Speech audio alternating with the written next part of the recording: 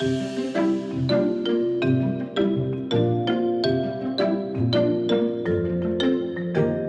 welcome back to Transform Gov, where we share real-life stories about how technology and data are changing the way public services are delivered, designed and experienced.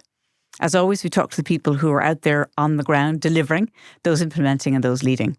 Transform Gov is part of the Ireland eGovernment Awards, and it's brought to you in partnership with Accenture. I'm Maeve Neefsey. So in our previous episode, we were speaking with Alice Charles, who's from Arup, and we explored some of the big strategic issues that are shaping infrastructure today, like the global race for data and energy, the impact of data centres on electricity systems, and the way housing, energy and infrastructure planning are now deeply interconnected. Now, I don't want you to think this is all theory. It's not. We started to get into the real nitty-gritty. So we're going to continue the conversation and pick up where we got off last time, which was talking about the way in which we could start to capitalise on what we have and the actual rollout. So I'll let you take it from there. Yeah. So I think, in terms of utilising technology, one of the things that we've really seen within many of our European cities, so for example, if we think of somewhere like Helsinki, they've invested heavily in setting up a proper data team, and they've more than 200 data scientists that actually work within the city. But in the city of Helsinki, the city runs everything, including the sort of semi-state agencies, bar the police, but everything else, energy companies, everything they run. And how what population are we talking about? So it would be slightly smaller. I don't know the exact number, but I think it's in the region of 500,000, but I'd need to double check that. Okay, so I mean, that's a lot smaller than Dublin. Yeah, it's smaller than Dublin, but it's still a European city. Well, they're convinced by data and its importance. They've got that many people working with data. Yeah, exactly. I'd need to check the exact population, but I think it's around the 500,000 mark.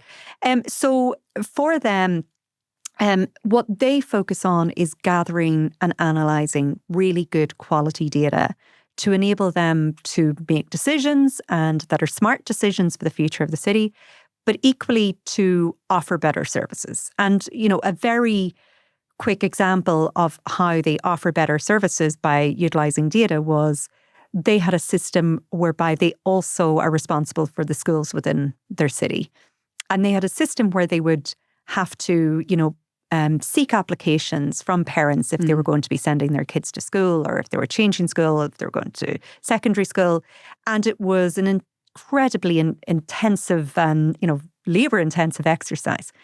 And they decided to analyse their data to be able to predict and understand who would be sending their child to school. Preempting it. So by analysing the data, they could identify who had a child of school-going age. And of course, they analysed then their contact information, and they were able to send that person just a text message going, hey, I see that your child is going to be going to school in September. We are proposing your child goes to X school. Do you agree? Yes or no? Yes or no? Mm-hmm. So that completely transformed just a very simple service within a city. But on the other hand, they have really leveraged digital twin technology. So I think, I'm an urban planner by background, and I think one of the differences that I find, with urban planners in Ireland and many of the urban planners that you see, particularly in Scandinavia, is they spend very little of their time processing planning applications, and they spend a lot of their time thinking about the future of their cities. And the majority of resources will be focused there. I think it's quite the opposite here. It's quite the opposite here. Yeah. So what they have is they have a plan that basically sets out what they're proposing to do within their city. They also have a digital twin for their city. So any proposed development within that city, they just slotted it into their digital twin and say, okay, what does this development actually mean? And how's the impact across? What's the impact? Yeah. All of the neighbouring places, the infrastructure, the transport, the water, the electricity, schools. Yeah. So they then will analyse very quickly. It's a very swift process to determine if they're going to permit that application or not. Very few resources. And, in Madrid, we're actually doing something quite similar at the moment. We're working on a 2050 plan for Madrid. And they're really focused on delivering housing, responding to climate change, particularly with temperature increases that they're facing. But equally alongside that is a digital twin. And I mean, we did do it here for Balbriggan. I mean, on a smaller scale, where you saw with Fingal County Council won an award for to 2024. Yeah. But on top of being able to make faster decisions, which you're saying, if you can see everything, if you understand how it fits in, it's more about making decisions quickly. Yeah. But also the public consultation was far better because everybody could see what the built environment would look like, could feel like, and rather than feeling threatened by it, because people fill a vacuum with whatever they're going to fill it with, and often it's negative. They were filling it with, actually, I can see what that would look like. And they were asking for more greenery more than, could you stop doing it? Exactly. So I presume you've seen that elsewhere. Yeah, absolutely. Mm-hmm. Because, I think focusing on the written word is great for lawyers. But focusing on visuals is great for people, members of the public, understanding what it is you're actually proposing.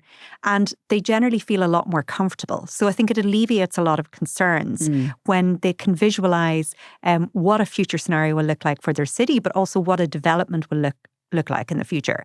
And I suppose the planners are the same, because they're going, a lot of the documentation, and we were just talking to Dublin City Council, and one of their AI projects is to have kind of basically the naming conventions for the applications for the different documents in relation to infrastructure, et cetera, are not the same. And so they have an AI that they're trying to, standardize the way they look at the content and say, that is actually a water plan I'm making up. Yeah. But, all that time kind of really at basic administration stuff, whereas I'm guessing with the digital twin, it's far faster.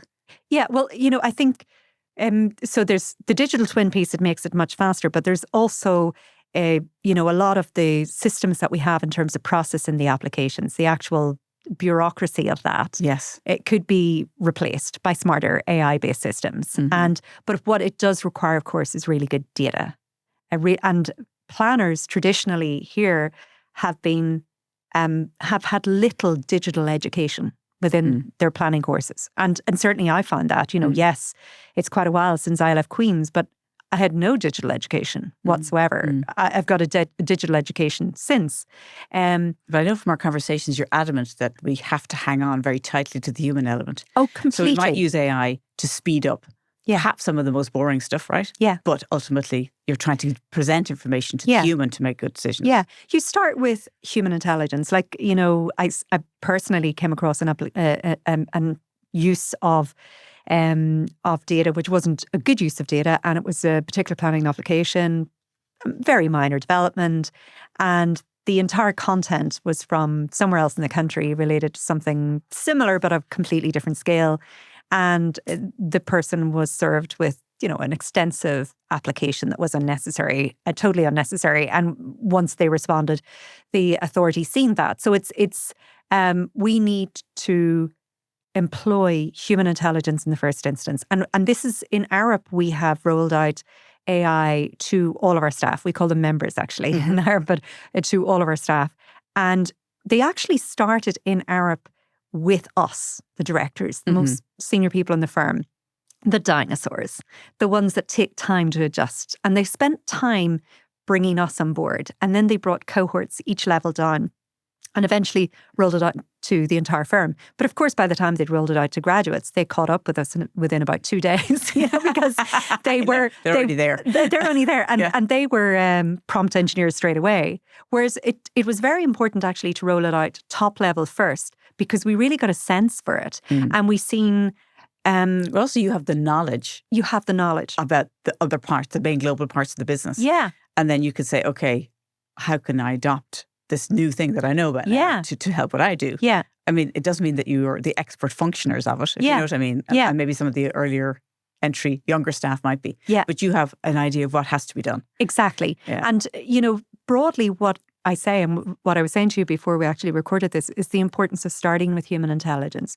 The importance of understanding that if you use AI, just AI, it's the same data sources that's broadly been used across AI. So you will just end up with the same knowledge with a different logo if we all just analyze AI. So what is the value of human intelligence if we just adopt that approach? Are we going to innovate? Are we going to change the world? Not really. And where does lateral thinking come into it? Because sometimes what it appears to be an answer is only the regurgitation of previous things that have happened. And sometimes lateral thinking can skip many steps, right? Yeah, and humans are good at that. Very good at it. So I think it's really important that you employ human intelligence in the first instance. And AI can be additive, but it's also really important to check your sources. When you get information from AI and you're thinking about using some element of that, go and check what is the data that underpins the raw that source. Yeah. Is that credible? Or could that be from a social media platform and it's just some random person's opinion? Is it actually a proper researched opinion or researched piece of work? So I think that's really important. I think that's what we're not talking about enough in relation to AI, that it's only as good as the data that underpins it. And the person is analysing the information. Exactly. It pushed Yeah. out. Yeah. We were talking earlier, we talked about surveys. Yeah. Probably the oldest, kind of way of finding people's opinion about something. And I know in my old life, I was in media. Yeah. And when you ask people what newspapers they read, you have to remember that a piece of them wants you to know that what they read is the right one to be reading. Not necessarily they do read it. So, we used to always joke, everyone says they read the Irish Times. Yeah. They probably don't. But, the point is when you ask people, what was it about the survey about? I think it was about cycling. It was about cycling. And I actually was reading the Irish Times. Yeah. And it was in yesterday's Irish Times. And it was a really interesting article. So it was actually a National Transport Authority survey, and it was saying how there was this great increase in cycling. I was like, oh, this is fantastic. Let me read this. And, when I got to the end to understand the methodology was survey. And I then thought about, well, what do they use in Copenhagen? Or the survey we have to express in case we miss it. It's opinion. Yeah, it's an opinion. It's an opinion. It's an opinion. It's what you see. And it's bias. It's a sample, right? It's a sample at a given point, a given time. And first of all, I'm absolutely not knocking what the NTA did. It's a method of survey that we have used for many, many decades. But I was thinking about how Copenhagen does a similar exercise to understand cycle use, or how Amsterdam does it, or even how Dubai does it. So Amsterdam and Copenhagen would do it for cycling, but the likes of Dubai would do it for wider transportation. And in Copenhagen and Amsterdam, they would really use a camera surveillance technology, which is often built into many of their traffic light systems. And of course, they completely anonymize the person, and they go to huge lengths to anonymize the person, so you can't identify. Alice was in Dundrum, Exactly. and she cycled from there to Sandymount. Yeah, you can't identify Alice cycling from Dundrum to Sandymount, or that I'm female, or my race. So you just know it's a person that's going from A to B. So they would use that type of technology to really understand cycle use. So, and also, in Amsterdam, they really focus on congestion. So identifying congestion points in cycling at certain hours of the day and night, and how they make adjustments based on what they're seeing in terms of camera surveillance footage of cycle paths. So that's how you're seeing technology being used. And I suppose in the likes of Dubai, and I've even seen this in India, but in the likes of Dubai, you see that some of the technology companies that provide cameras are doing deals with the police. And they will say, okay, we will put the cameras in and we'll share the revenues 50-50 for fines of motorists. And if you're driving along and you're in the bus lane, the camera will pick it up and you'll be sent the fine in the post. And guess what? You won't do it next time. But then the actual revenue is split 50-50 between that camera company and the police. So the state doesn't have to invest necessarily in the infrastructure. Exactly. But they're going to have a more efficient way of finding people who are breaking the law, finding them, and then splitting the revenue. Exactly. Very nice. Exactly. So nice you're not model. reliant upon, I think yesterday when I was walking to work from the train, a police officer there by himself trying to man a particular bridge in Dublin because people have a tendency to take a left turn that they're not supposed to take. I think I've been over that bridge on Garda Síochána. Very sorry. Yeah, so, I was thinking, oh my goodness, he looks so bored. If only we had a camera surveillance technology and that guard could be off doing something else a little bit more useful. Yes. It's like that. We had one of our winners of the Visionary Award was one of the county council's leaders, one of the county managers who's unfortunately no longer with us. But anyway, he had a camera and a speaker in an area that they had, public disorder problems. And, it automatically got triggered when somebody was behaving a certain way that they shouldn't be. And it said, hey, you in the blue hoodie. I mean, it's the big joke, but it actually worked. Yeah. Look, I have to take a very quick break. We'll be back to you 2 seconds. We just got to get a message here from our partners, Accenture. So back to you in a moment. Through the power of cloud, data and AI, Accenture is helping the public sector by blending human ingenuity, technology and a delivery-focused culture to turn their ambitions into action. Be ready for any challenge by adopting a continuous reinvention mindset to deliver human-centric services that adapt and grow with your needs. Contact the team at Accenture to find out more. So we're back now after a short break. I'm here with Alice Charles from Arup, and we're talking about all things infrastructure and, of course, digital and why those two are so important to one another. So there's projects that your teams are working on in Ireland, the MetroLink, Bus Connects, and I'm thinking you're doing a data project with TII, Transport Infrastructure Ireland. So what are they about? What's happening? What's going on? So first of all, I think there's many people looking at the tender documentation that's out for Metro and absolutely delighted that it's got to this point, right? So really happy that judicial review was taken off the table through negotiation, and TII have to be absolutely commended for that. They've done a great job. And now that the tender documentation is out, we have contractors that would like us to be part of their consortia. And when I say contractors, so what many of us don't know is that there's very few large infrastructure contractors in the world. Mm-hmm.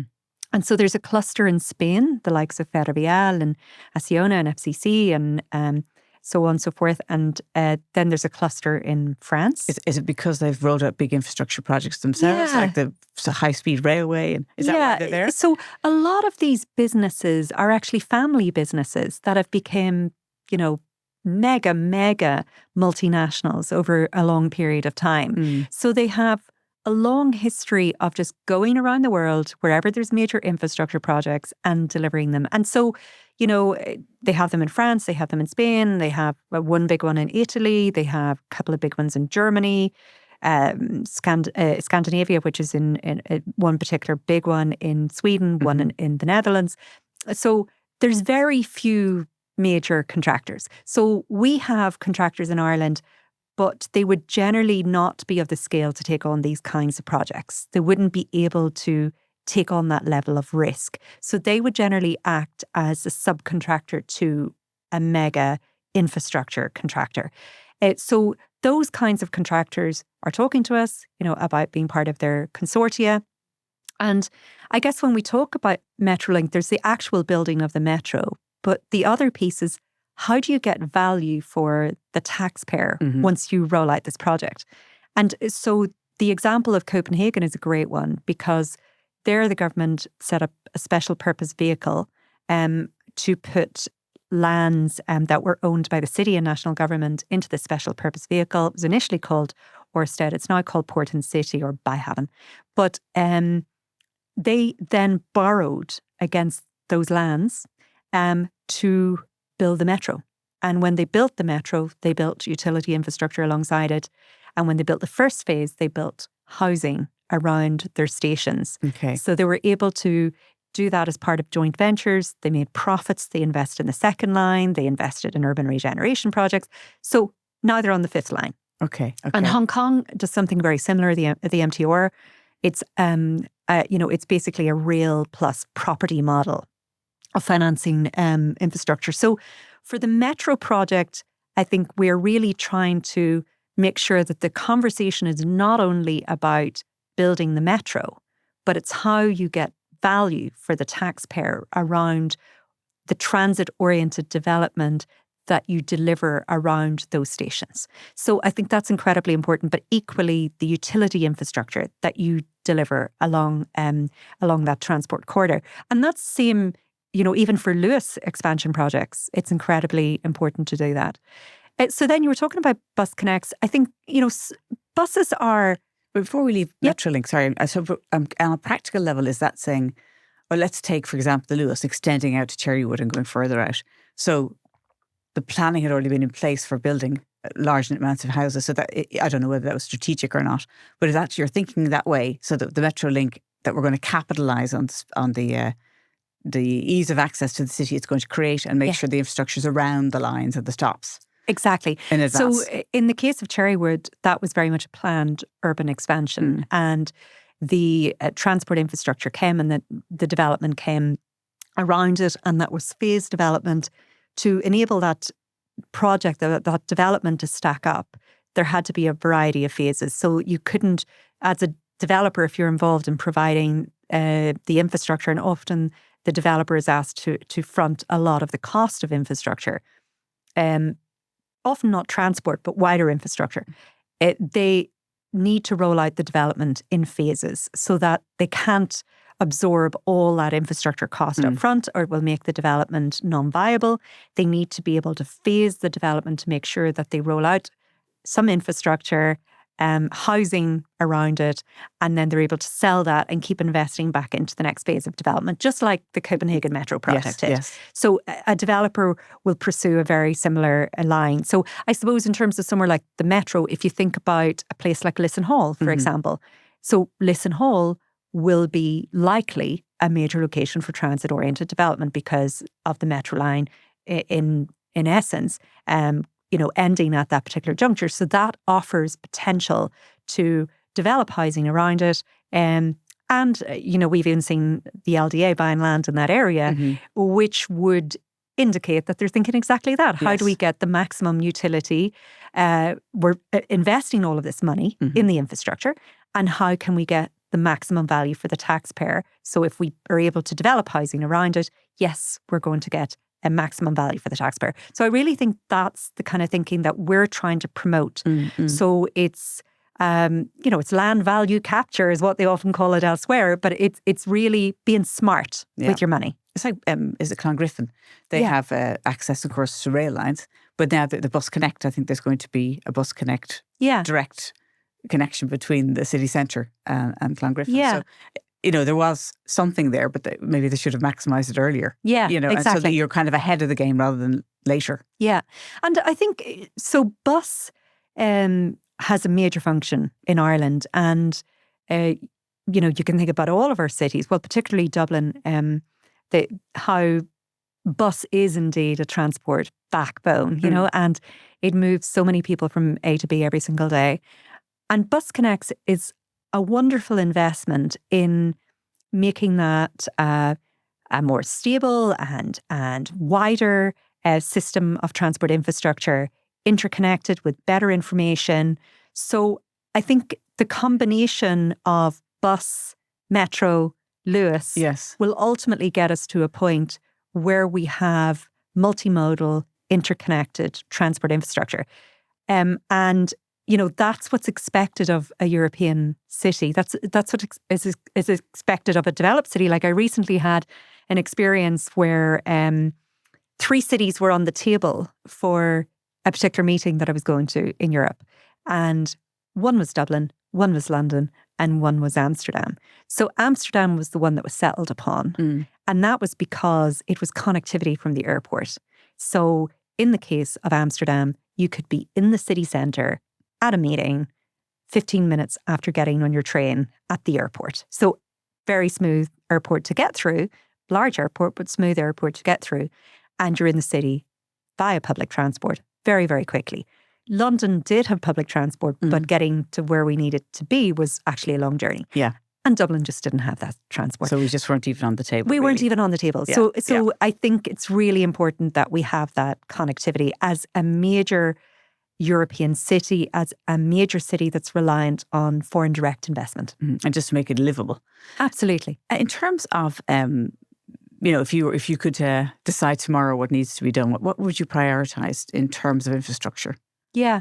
So there's now, then, and future. And if I think about where we need to go, I mentioned already that we have shared infrastructure on this island in relation to energy, and that I think it's really important that goes even further.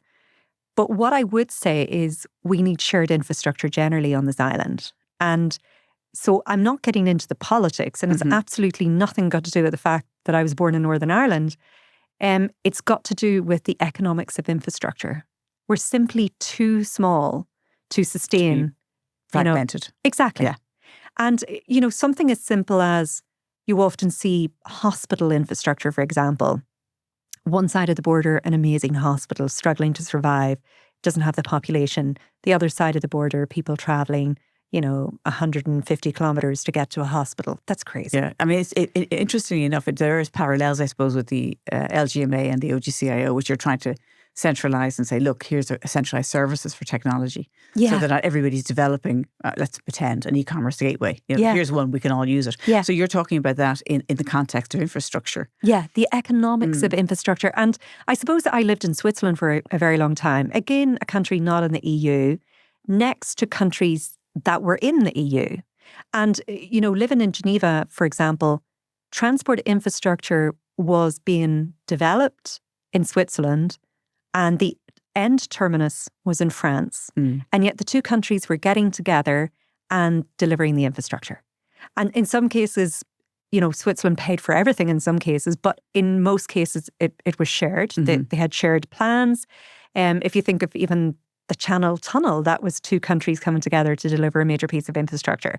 So I think regardless of the politics, the economics of infrastructure does not stack up. And we really need to think about going beyond energy infrastructure, having an all-island approach to also transport infrastructure.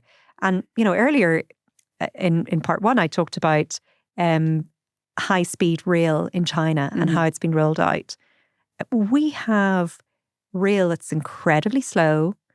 We have diesel trains, and we really need to get to a point where we have high-speed rail on the Eastern Corridor. The majority of the population lives in the east of the country. Mm-hmm. We need that between Dublin and Belfast. We need a stop at Dublin Airport. It's the main airport on the island. But equally, we need to be planning for a point where that connects to Cork and that connects to Limerick and Galway. So, we have an all-island infrastructure plan, and Arup was lucky enough, rail plan, and Arup was lucky enough to work on that. But we need to get on with implementing it. It's super important.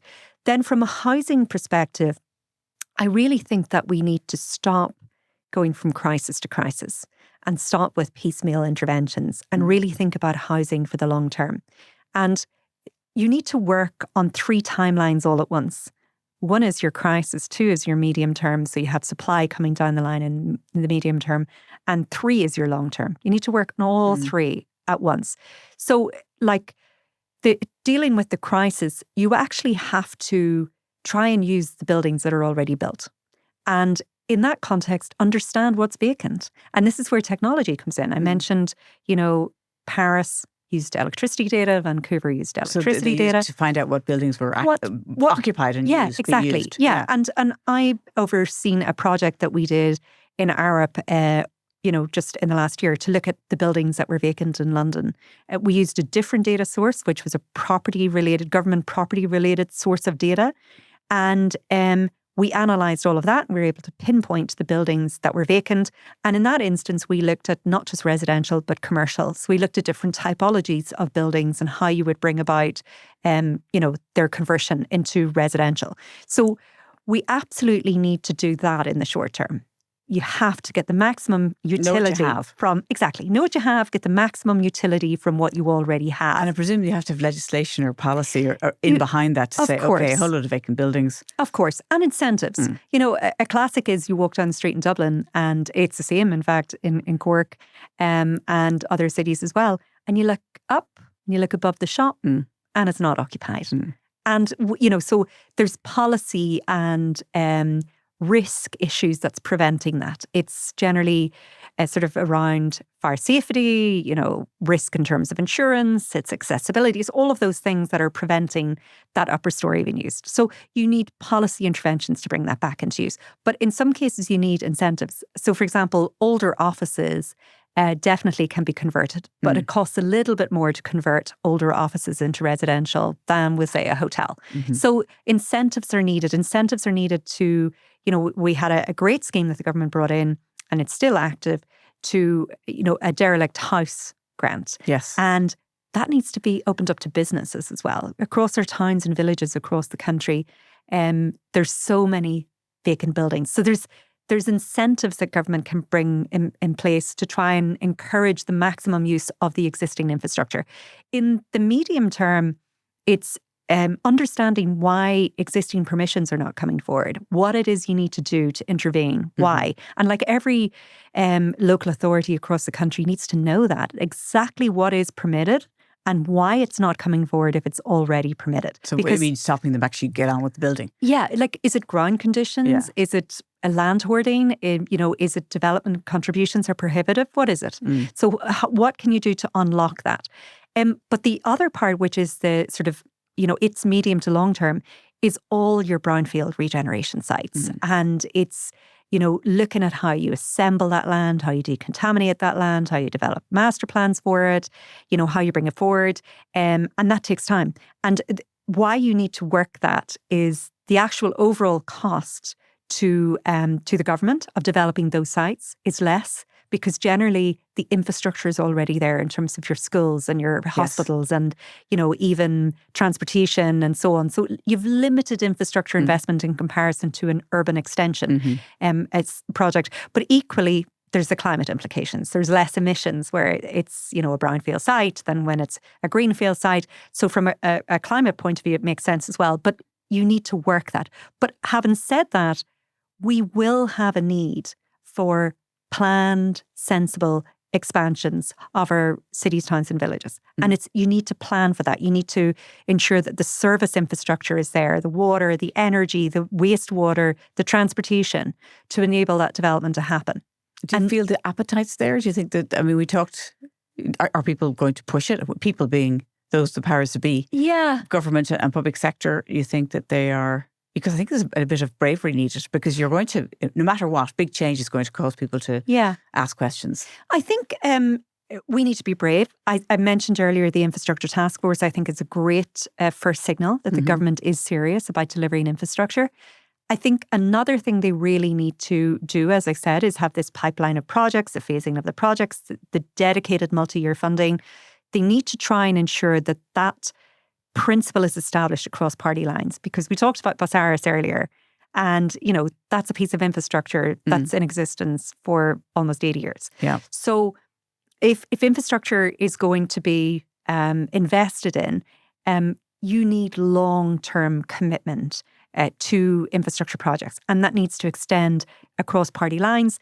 Electoral cycles are very short. Infrastructure planning, financing and delivery takes a long time. So you absolutely need that buy-in to be able to deliver infrastructure projects. But I think the other thing is we need to be open to bringing in talent outside the public sector, because the public sector doesn't have the knowledge to do some of these things. And, very recently I was just hearing about a housing activation office in a major European country where they have dedicated 20 billion to build housing in 4 cities.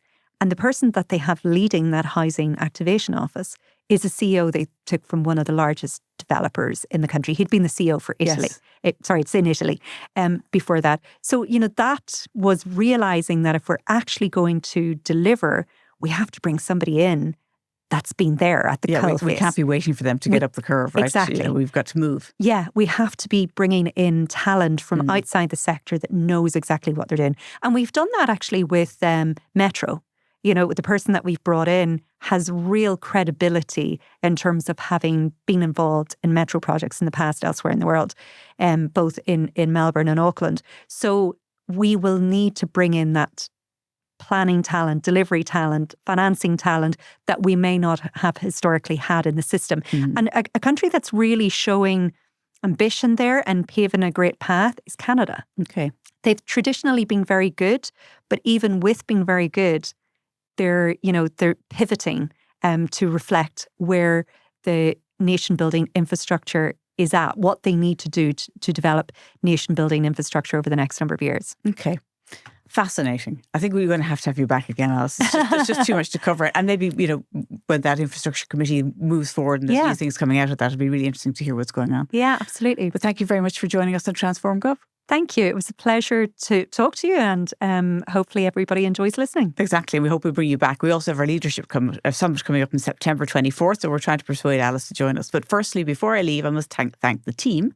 So studio manager Peter Rice, video editor Neil Horner, sound engineer Lee Brennan, apologies, and videographer Lee Brennan. So thanks for listening, and we look forward to seeing you on the next episode of Transform Gov.